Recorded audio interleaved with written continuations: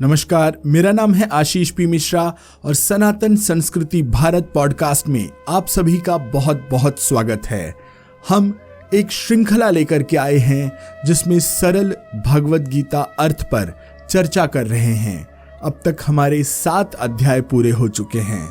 7वें अध्याय में हमने जाना कि श्री भगवान कृष्ण ने अपरा प्रकृति पर क्या कहा है, भगवान और प्रकृति में कौन सा संबंध है जो सृष्टि के रूप में प्रकट होता है, कौन से प्राणी आसुरी प्रकृति के कहलाते हैं और क्यों कहलाते हैं, 4 प्रकार के साधुजन कौन से हैं, योग माया क्या है और वो किस प्रकार लोगों को प्राणियों को अपनी माया में फंसाती है, वे कौन से पुण्यात्माएं हैं जो इस योग माया को लांघ जाते हैं और अमरत्व को प्राप्त करते हैं। आइए अब प्रारंभ करते हैं अध्याय 8, अक्षर पर ब्रह्म योग, अनश्वर ब्रह्म की ओर बढ़ना। ज्ञानी पुरुष ब्रह्मा की परा और अपरा प्रकृति में भेद कर सकता है। वह परा प्रकृति और आत्मसात कर सकता है।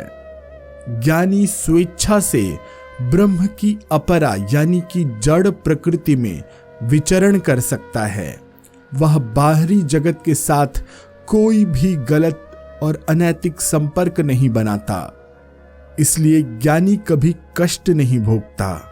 वह जहां और जिस परिस्थिति में रहता है वहां और उसी परिस्थिति में सुख और संतोष का जीवन जीता है। ज्ञानी अच्छी तरह जानता है कि सर्वशक्तिमान परम सत्ता से लेकर तुच्छ पत्थर तक सभी में वह दिव्य प्रकाश ब्रह्म अर्थात पवित्र चेतना समाई हुई है। सब कुछ उसी की अभिव्यक्ति है।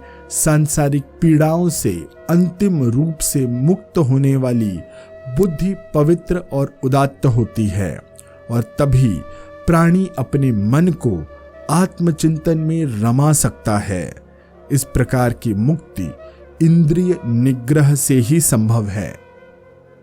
अर्जुन पूछते हैं कि हे कृष्ण, आपने बहुत से नए नए शब्दों का प्रयोग किया है, जैसे कि अध्यात्म, अधिभूत, अधिदैव, अधियज्ञ। कृपा करके मुझे इन्हें पूरी तरह समझाइए। ब्रह्म और कर्म के संबंध में बताइए। यह भी बताइए कि स्थित प्रज्ञ यानी आत्मनियंत्रित पुरुष अपने अंतः समय में अपने आप को कैसे प्राप्त कर सकता है, कैसे पा सकता है। भगवान कृष्ण कहते हैं कि ब्रह्म स्वयं ईश्वर है जो अनश्वर है, सर्वश्रेष्ठ है, संपूर्ण है और सृष्टि की उत्पत्ति का स्रोत है। कर्म सृजनात्मक शक्ति है जो प्रत्येक सक्रिय प्राणी में होती है और जिसकी पूर्ति सृजन में होती है। अध्यात्म स्वयं ब्रह्म है, परमात्मा है, सर्वव्यापी सूक्ष्म तत्व है जो सभी देहधारियों में आत्मा के रूप में उपस्थित है। अधिभूत सृष्टि का व्यक्त रूप, उत्पत्ति और विनाश धर्म वाले सभी पदार्थ जो अनश्वर और अव्यक्त ब्रह्म से पूरी तरह भिन्न हैं, वे अधिभूत हैं। अधिदैव क्या है? स्वयं अनश्वर पुरुष है जो प्रत्येक जीव में व्याप्त है। यह अधिदैव ही परब्रह्म है जो अपनी सत्ता और शक्ति को ज्ञानेंद्रियों तथा कामेंद्रियों द्वारा व्यक्त करता है। अधियज्ञ स्वयं मैं ही हूं जो यज्ञ भाव से किए गए सभी निस्वार्थ कर्मों में अदृश्य प्रेरणा के रूप में उपस्थित रहता हूं।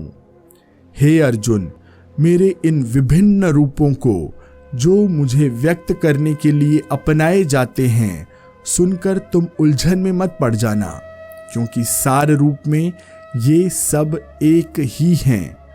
उन सब से यही पता चलता है कि एकमात्र चिरंतन स्व यानी आत्मा ही सत्य है। शेष सब अज्ञानवश इस यानी आत्मा पर लादे हुए रूप हैं। आत्मज्ञान ही पूर्ण ज्ञान है। आत्मज्ञान हो जाने के पश्चात प्राणी फिर कभी इस अनश्वर संसार में जन्म लेने पर भी कर्म करने और न करने के लिए पूर्ण स्वतंत्र है। वह किसी बंधन में नहीं रह जाता। आत्मज्ञान हो जाने के बाद प्राणी को सांसारिक यातनाओं से मुक्ति मिल जाती है। जो यह समझता है कि शरीर तो आत्मा की क्रीड़ा भूमि है, वह ब्रह्म की दिखाई गई लीलाओं के माध्यम से परम सत्य तक पहुंचने की कामना करता है। मृत्यु होने पर वह मुझ में ध्यान मग्न होता हुआ शरीर त्याग देता है। यह मूल भाव जीवन के अंतिम क्षणों तक बना रहकर प्राणी के भावी भाग्य का निर्णायक बनता है। चूंकि मृत्यु का समय अनिश्चित और अनजान है, इसलिए तुम्हें अपना मन अन्य सभी विचारों से मुक्त करके मुझ चिरंतन ब्रह्म में स्थित करने को प्रशिक्षित करना चाहिए। फिर भी यह प्रत्याभूत है कि तुम लक्ष्य यानी मुझ आदि पुरुष तक सफलतापूर्वक पहुंच जाओ। आत्मा अर्थात पुरुष के कौन कौन से लक्षण हैं, हम इसकी व्यापकता को कैसे जान सकते हैं? यदि कोई गुप्त विद्या इसके जानने के लिए हो तो बताइए वह कौन सी है? श्री कृष्ण कहते हैं, सच तो यह है कि पुरुष की प्रकृति की विशद व्याख्या कोई भी नहीं कर सकता। फिर भी मैं कुछ की यहाँ पर व्याख्या करता हूँ। पुरुष संपूर्ण भूत, वर्तमान और भविष्य का ज्ञाता है। वह त्रिकालज्ञ है, क्योंकि वह स्वयं ज्ञान का रूप है, ज्ञान रूप है। वह पूर्ण सनातन है और अनादि है, अर्थात वह काल से बाहर है, काल में समा नहीं सकता, कालातीत है। वह बुद्धि की पहुंच से भी बहुत दूर है, परे है। वह संपूर्ण सृष्टि का एकमात्र नियंता यानी कि शासन करने वाला है। वह सूक्ष्म से भी अति सूक्ष्म है। वही एकमात्र आधार है, मूल तत्व है और सभी को धारण करने वाला है। उसका रूप अकल्पनीय है यानी कल्पना से परे है। वह सूर्य के समान नित्य चेतन प्रकाश रूप एवं अविद्या के आवरण से परे है। वह पुरुष यानी कि ब्रह्म, वह अपरिमित सत्य, इंद्रियों की अनुभूति एवं ज्ञान की परिधि से परे है, क्योंकि इंद्रिया अनुभूति और ज्ञान का क्षेत्र तो सीमित है, जबकि पुरुष यानी ब्रह्म का क्षेत्र असीमित है। अतः असीमित को सीमित में कैसे बांधा जा सकता है? किंतु जो ज्ञानी पुरुष इस मिथ्या को और काल्पनिक संसार के अस्तित्व के बारे में पूरी तरह सजग हैं, वास्तव में वही उस आदि पुरुष ब्रह्म के सत्य को, स्वरूप को भली भांति समझ पाते हैं। अहम का पूर्ण त्याग करने वाला, सात्विक बुद्धि वाला, मन को भगवत चिंतन में रमाने वाला सच्चा ज्ञानी अपने ध्यान और शक्ति को ब्रह्म में लीन कर सकता है। यही दिव्य और शांत भाव सात्विक बुद्धि वाले पुरुष के लिए अपनी कामियों पर, अपनी कमियों पर विजय प्राप्त करने के लिए एक सेतु है, एक पुल है। जैसे जैसे चिंतन की गहराई बढ़ती जाती है, वैसे वैसे सेतु की लंबाई घटती जाती है। सारांश यह है अर्जुन कि विचार धीरे धीरे पुरुष यानी ब्रह्म की ओर बढ़ते जाते हैं और ब्रह्म अपनी ओर खिंचता जाता है। आखिर में इस प्रकार जीव और ब्रह्म के बीच का पारस्परिक खिंचाव एक परम श्रेष्ठ अनुभूति अथवा एक रूपता में परिवर्तित हो जाता है, बदल जाता है। अर्जुन पूछते हैं कि हे कृष्ण, पुरुष के एकाकार होने वाले दिव्य लोक को मुझे पूरी तरह से समझाइए। श्री कृष्ण कहते हैं कि यह वह दिव्य लोक है जिसमें उपनिषदों के अनश्वर स्वरूप का वर्णन है। यहाँ साधु लोग सभी कामनाओं से रहित होकर पहुंचते हैं और यहाँ पहुंचने के लिए ब्रह्मचर्य, शारीरिक और मानसिक अनुशासन का अभ्यास करते हैं। इसको 2 तरीकों से पाया जा सकता है। पहला, शरीर, इंद्रियों और मन पर पूर्ण बौद्धिक नियंत्रण द्वारा, जिसका तात्पर्य है कि अपने आप को शारीरिक, मानसिक और बौद्धिक क्षेत्र एवं उनसे उत्पन्न व्यवधानों से ऊपर उठाना। दूसरा, उत्तम बुद्धि से प्रेरित पूर्ण निष्ठा से लगातार भगवत चिंतन करने से। सारांश यह है कि हम आत्मा की अनुभूति इस लोक, इहलोक यानी संसार से पूर्णतः निर्लिप्त और उस लोक यानी परलोक से अनुरक्त होकर ही कर सकते हैं। पवित्र एकाक्षर ओम ब्रह्म को ही व्यक्त करता है, जो ब्रह्म बीजातीत है, बीज से परे है।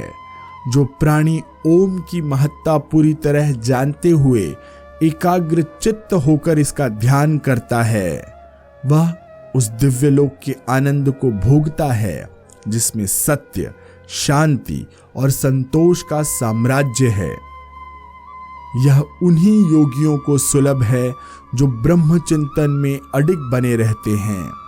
इस लोक में पहुंचकर पुनर्जन्म और उसकी पीड़ाओं से मुक्ति मिल जाती है। कोई भी प्राणी, यहाँ तक कि ब्रह्मा भी पुनर्जन्म से मुक्त नहीं है। लेकिन जब योगी एक बार मुझे प्राप्त कर लेता है, आत्मसात कर लेता है, तो हमेशा हमेशा के लिए मुझ में एकाकार हो जाता है। श्री कृष्ण कहते हैं कि दैवी दिवस मानव की वर्ष अवधि के बराबर है। संक्षेप में कहें तो एक दैवीय यानी देवताओं के दिवस एक मानव वर्ष के समान है। 12,000 दैवीय वर्ष एक चतुर्युग यानी सतयुग, त्रेता, द्वापर और कलयुग के बराबर हैं। ऐसे 1000 चतुर्युग ब्रह्मा का एक दिन होता है, जो ब्रह्मांड के रचयिता हैं। ऐसे ब्रह्म की रात्रि अन्य 1000 चतुर्युग के बराबर होती है। सृजनकर्ता ब्रह्मा के दिवस के उषा काल से प्रारंभ होकर यानी सुबह से प्रारंभ होकर उसके सायंकाल तक लगातार होता रहता है। संपूर्ण गतिशील भौतिक जगत की उत्पत्ति एकमात्र अव्यक्त ब्रह्म से उसके उषा काल में ही होती है, यानी कि सुबह में होती है। सृजनकर्ता ब्रह्मा अपनी रात्रि तक पहुंचते पहुंचते सृजन कार्य समाप्त कर देता है और सभी सृजित यानी बनाए गए जगत उसी में ब्रह्मा में ही विलीन हो जाते हैं। सभी नश्वर प्राणी इस जन्म मरण की सतत प्रक्रिया के शिकार होते हैं।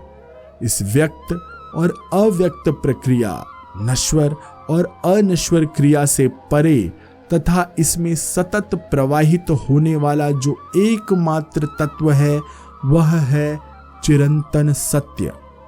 यही चिरंतन सत्य सभी प्राणियों का मूल आधार है और सब में व्याप्त परम तत्व है।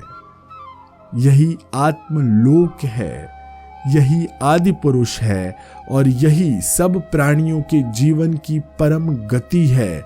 सभी को यहीं तक पहुंचना है। जो इस लोक में पहुंच जाते हैं वे फिर कभी लौटकर जन्म नहीं लेते। यहाँ जो कुछ भी कहा गया है उस सब को अच्छी तरह जानने वाला व्यक्ति अपने आध्यात्मिक प्रयास में न तो कोई त्रुटि करता है न अपने प्रयास में असफल होता है। वह निश्चित रूप से मेरे लोक को पा लेता है और वहां आनंद भोगता है। इसलिए अर्जुन, तू भी इस दिव्य अनुभूति को पाने का प्रयास कर। श्री कृष्ण कहते हैं कि ऐसा योगी जो अनश्वर ब्रह्म में एकाग्रचित्त और दृढ़ आस्था के साथ अपना ध्यान लगाए रहता है, वही दिव्य लोक में पहुंचता है और किसी भी वेदांती, त्यागी या तपस्वी की अपेक्षा कहीं अधिक सुख भोगता है। श्री कृष्ण कहते हैं कि जो पुरुष ओम एक अक्षर रूप ब्रह्म का उच्चारण करता हुआ और उसके अर्थ स्वरूप मेरा चिंतन करता हुआ शरीर को त्याग करता है, वह परम गति को प्राप्त करता है। इसी के साथ अध्याय 8 यहीं पर समाप्त होता है। अध्याय 9 में हम जानेंगे कि वे 6 बिंदु कौन से हैं जिनके आधार पर भगवान कृष्ण इस जगत के साथ अपना संबंध स्थापित करते हैं। अध्याय 9 में हम जानेंगे कि सोमरस पान से क्या प्रकट होता है, असुरी प्रकृति और दैवी प्रकृति में क्या अंतर है, विभिन्न प्रकार की भक्ति की गणनाएं कौन सी हैं, सकाम भक्ति करने वाले और प्रेम भाव से निष्काम भक्ति करने वालों में क्या मूल अंतर है, सोम रसपान से क्या प्रकट होता है, क्या इसकी तरह और भी कोई झाड़ी है जिसका रसपान करने से प्राणी नशे में चूर हो जाता है।